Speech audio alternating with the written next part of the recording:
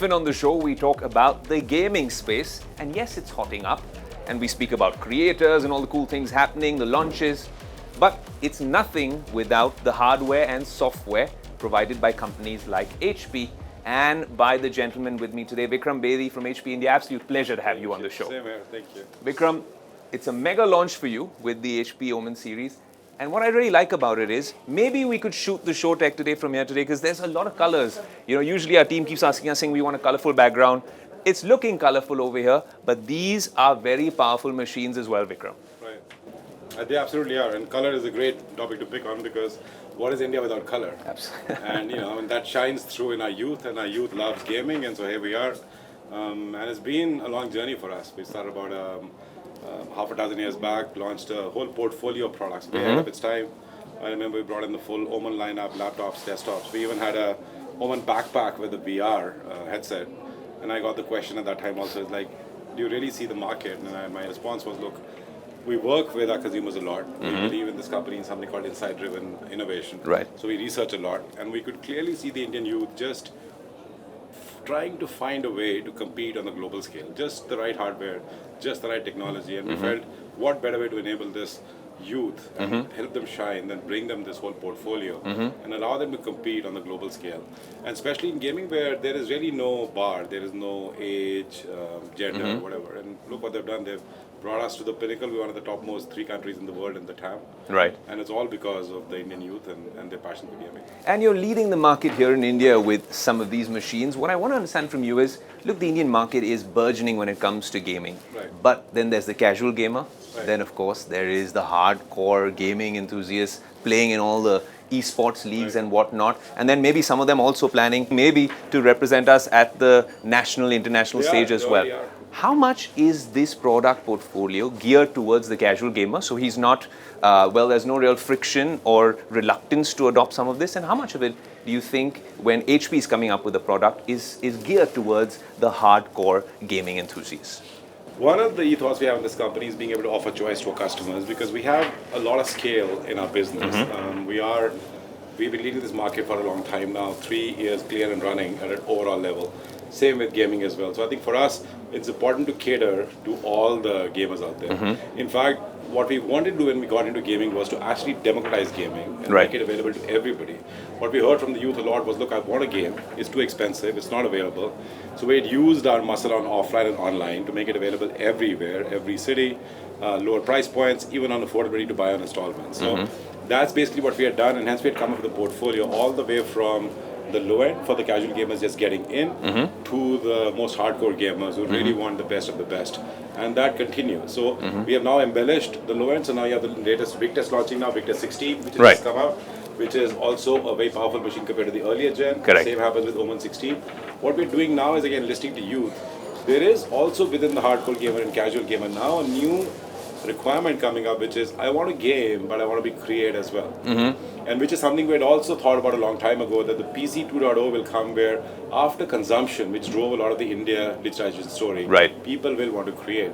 So now we're coming up for the first time with our thinnest and lightest Omen product, Omen Transcend. Which is on display over here, which is this one. Which gives you as best as possible between the highest grunt and then the battery life and thinness. This is the thinnest and lightest Omen ever. Right. So you can game, but at the same time, you can also create and live the hybrid lifestyle. So we're always innovating and adding to that portfolio. You know, when you're talking about innovating, I'm also going to do a real weight test out here.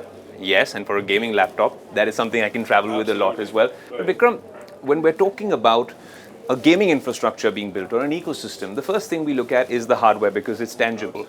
But then really to differentiate, because there are a lot of players in this space now catering to the Indian market, how much of a key role does the back end or the software really play in the minds of someone at HP coming up with the next product? A lot, because the experience doesn't come to life without the software. So when you talk about the OS, which is obviously there as a fundamental, you talk about the games, those are really the stars. Yeah. Because people want to play games. But then to enable those games, we also have software. For example, the Omen Gaming Hub, which has evolved over time. Absolutely. We are on like the nth version now, where you can actually control every subsystem of your machine. You can direct where to give power, when not to give power, when to use GPU, CPU. You can play with your friends on that particular software as well. So this machine also brings to life the hardware and gives the controls to the gamers, because we've always believed we want to create something off the gamers, for the gamers, by the gamers, because they understand technology better than most of us.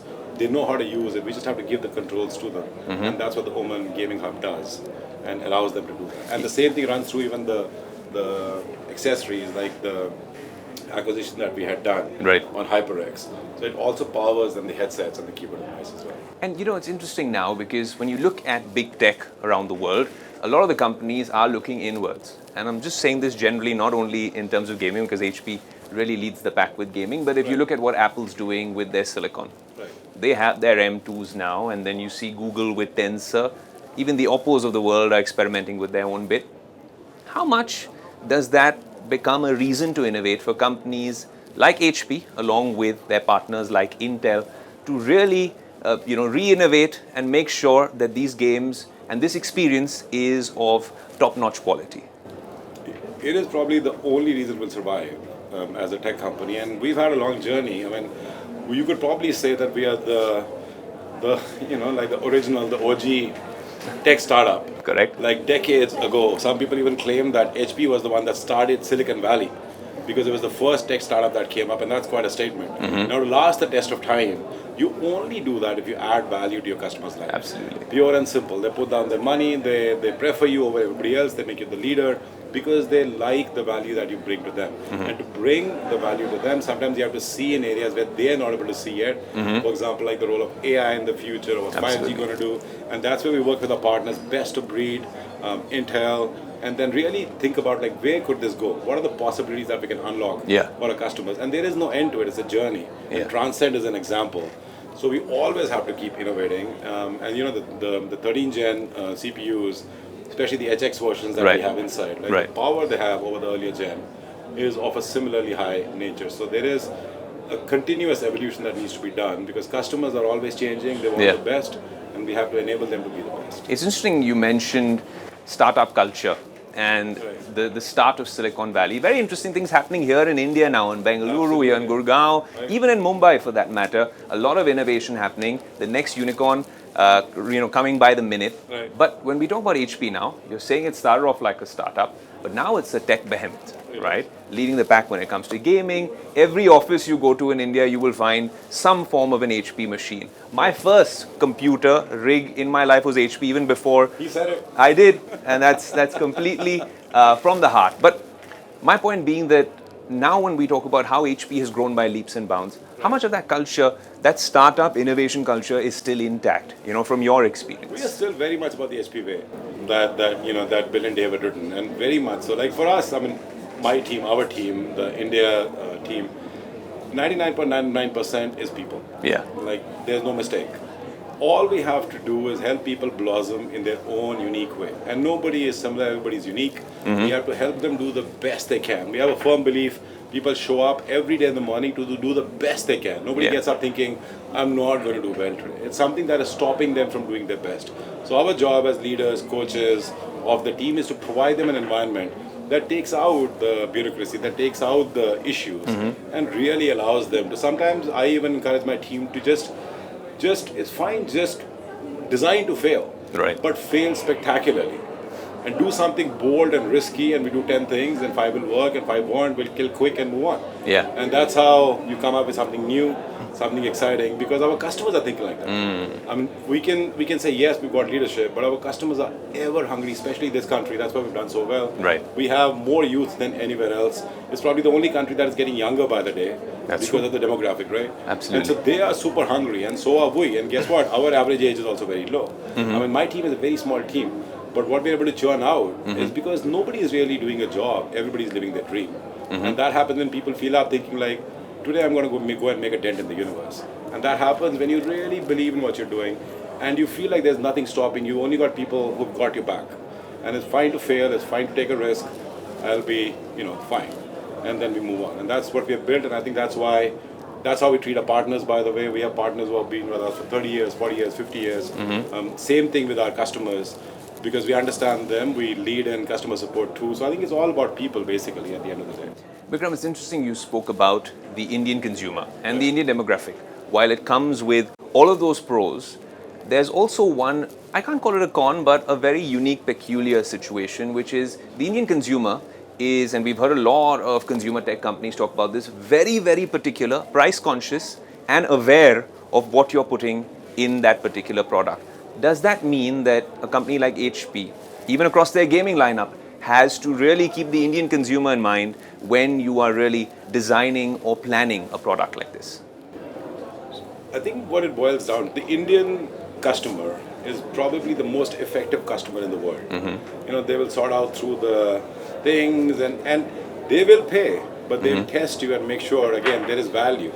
So I think if you do a one-off kind of innovation because you want to be blingy or you want to do something, just it's not going to work. With the Indian customer, you have to actually make sense. It actually has to make a difference for them. We have done small but major innovations, for example, design for environment. In this company now, any product that is made globally, they test to Indian conditions.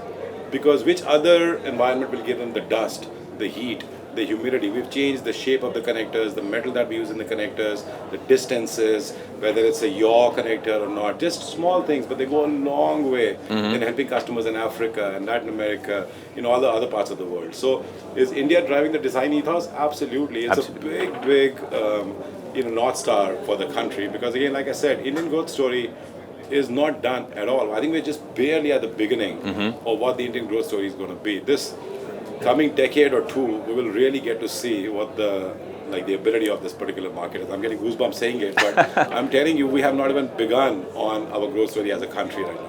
You know, when you were saying that, I don't know about goosebumps, but I could feel the good vibes. And it's a great, auspicious moment to be here at this event and having this interview and ending it on that note, or shall I say, on a good omen. Vikram, what an absolute pleasure to have you on Tech Today. Hope to see you very soon. Thank you. Video पसंद आया तो हमें like, comment, share और subscribe जरूर करें।